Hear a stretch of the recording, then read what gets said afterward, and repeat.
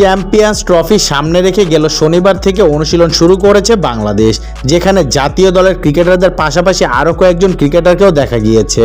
প্রধান coach Phil সিমন্সের তত্ত্বাবধানে এই অনুশীলন চলেছে গতকাল পর্যন্ত। অনুশীলন শুরুর আগে সংবাদ সম্মেলনে আসে প্রধান কোচ ফিল সিমন্স। সেখানে তার কাছে জানতে চাওয়া হয়েছিল অধিনায়ক নাজমুল হোসেন শান্তর প্রস্তুতি নিয়ে।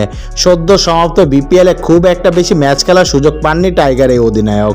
এই নিয়ে সিমন্স বলেন, সে খেলুক বা না খেলুক প্রতিদিনই কঠোর পরিশ্রম করছে। সবার কাছ থেকে স্ট্রং মেন্টাল অ্যাটিটিউড প্রয়োজন। 50 ওভারের ম্যাচ তো হয়নি, সে অনেক ম্যাচ খেলতে পারেনি, এটা ঠিক, তবে সে প্রস্তুতি নিয়েছে, সামনেও নেবে। চ্যাম্পিয়ন্স ট্রফির জন্য সব ধরনের অনুশীলনের মধ্যে রয়েছে বাংলাদেশ দল। এই নিয়ে সিমন্সের ভাষ্য, এটা গুরুত্বপূর্ণ বিষয়। এ কারণেই আমরা দিনে ব্যাট করব, বল করেছি, আবার সন্ধ্যায় ফ্লাডলাইটের আলোতেও প্র্যাকটিস করব। 50 ওভারে ব্যাটিংয়ের জন্য পর্যাপ্ত প্রস্তুতি নেব।